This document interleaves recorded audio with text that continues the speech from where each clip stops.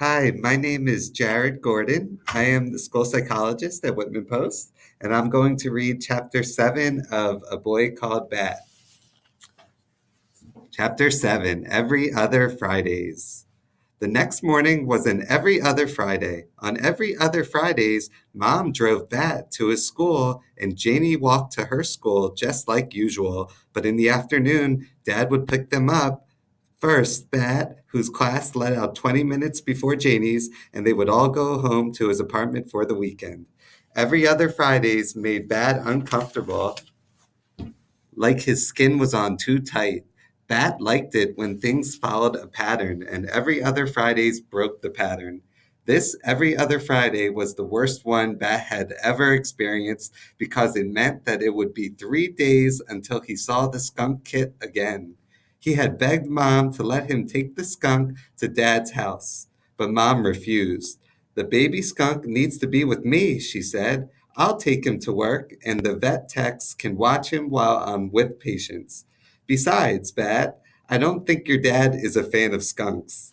Bat even tried pretending to be sick so that he could stay home instead of going to school. He told Mom that he had a sore throat and achy ears.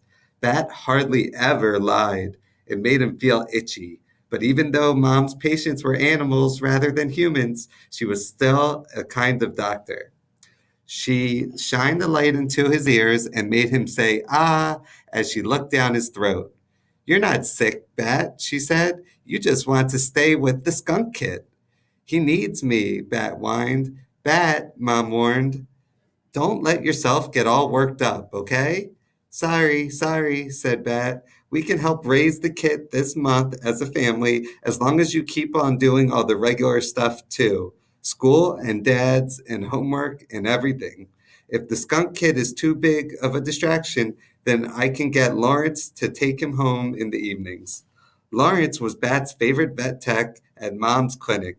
He could juggle 5 juggling clubs, and even though he had enormous hands, big enough to hold all 5 clubs at once, he was gentle. He had the deepest voice Bat had ever heard, deep like space. But no matter how much Bat liked Lawrence, there was no way he was going to let him take the kit home after work. "My throat feels better," he said, "much better." Mom and Janie and Bat all left the house together. Mom locked the door behind them. She kissed Janie and said, "Look both ways. Have a fun weekend." "Okay, Mom," Janie said. "See you on Monday." Bat climbed into the back seat of the car and fastened his seatbelt. He liked to sit in the middle seat because someone had once told him that it was the safest seat in the whole car. That was one of the things he didn't like about every other Fridays. His dad's car, a fast little yellow convertible, didn't have a middle back seat. It just had 2 back seats with a hump in between. Mom placed the box with the skunk kit on the front passenger seat.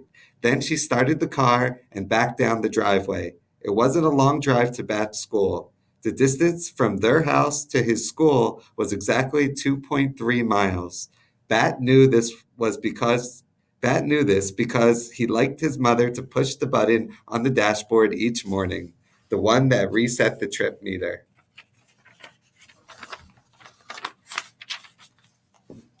Bat spent the entire 2.3 miles trying to come up with a reason why he shouldn't go to Dad's, even though it wasn't every other Friday, a reason that wouldn't make his mom give the kit to Lawrence. But he couldn't think of anything. They arrived at his school.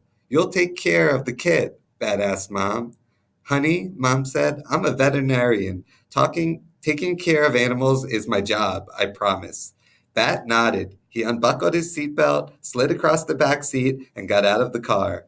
"Wait a minute," Mom called after him through her rolled-down window. "Aren't you forgetting something?" He had his backpack. He had his lunch. He had his earmuffs. "No," he said. Mom smiled. "You forgot to kiss me goodbye." "Oh, yeah," said Bat. He walked back over to the car and stuck his head through Mom's window. She wrapped her arms around his neck and pulled him close. Her wavy brown hair tickled his nose. "Goodbye, little Bat," she said. "I'll miss you." Then she kissed his cheek.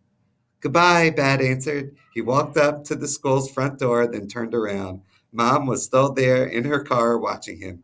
He raised his hand and waved. Mom honked the horn at him, 3 light, happy honks, and then she drove away.